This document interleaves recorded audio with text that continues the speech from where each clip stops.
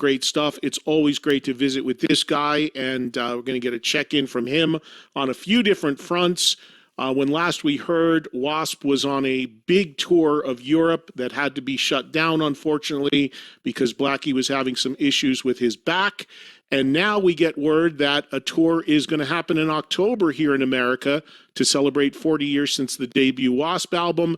So that would mean good news for Blackie and his back, and we'll get an update on all fronts with him right now because Blackie Lawless joins us on Trunk Nation.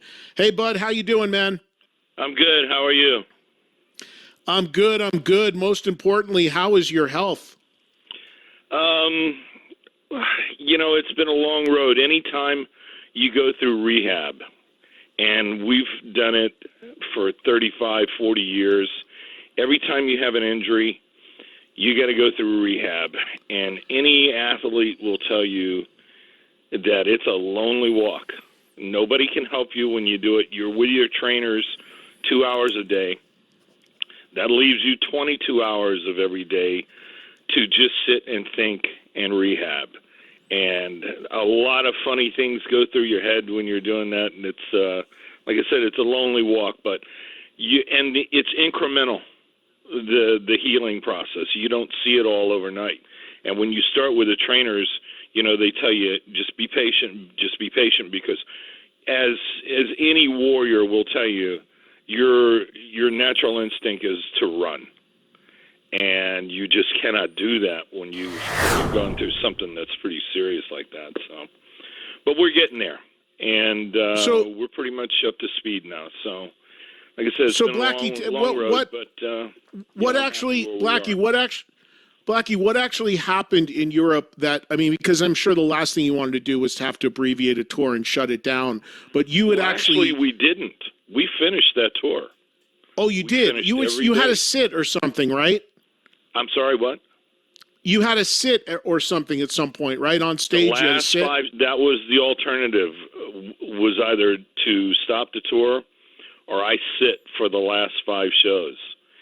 And I thought about it for a while, and I thought, well, if I was a fan, what would I want? And, and part of me just gets belligerent, too, because what I had gone through, and I don't know if anybody out there listening has ever experienced what's called nerve pain before, but it's something, unless you've been through it, you cannot describe it.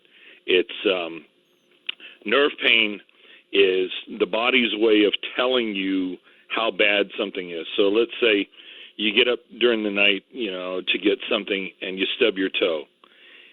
The toe then sends a signal to the brain to tell you, it hurts real bad, but it's only a 2 on a scale of 1 to 10. You hit yourself in the hand with a hammer, and the hand sends a signal to the brain that, this is a 7. It's pretty bad. We got to deal with this now. Nerve pain is a 10 that is on all the time, and you cannot shut it off. And the affected body part that comes out of the spinal cord that is always on 10 releases that. And in this particular case, it was going from my lower back all the way down my left leg to my ankle. And what happened was we were in Spain. We had done a show the night before in Barcelona, best show I'd done on the entire tour. And I had a chiropractor come into Madrid the next day to adjust me. And the kid was strong as a gorilla, and he spoke no English. And I told him I didn't want him to do any twisting motions on me. Just wanted to manipulate a couple of things in my back. This kid got a hold of me, and he twisted me, and he ruptured a disc in my back. And so now that's where the nerve pain starts to come in, because the gelatin, that is the pad that's in your disc, seeps out and contaminates the spinal cord. And like I said, unless you've been through it, there's no way to describe the level that pain is. It's unbelievable. I ended up, to get through the tour, we used Berlin as a kind of a launch pad, because we used the German Olympic doctors team there. And through the course of the tour, they gave me 8 epidurals to get through it. and 180 opium tablets, and that was the only way I could do it.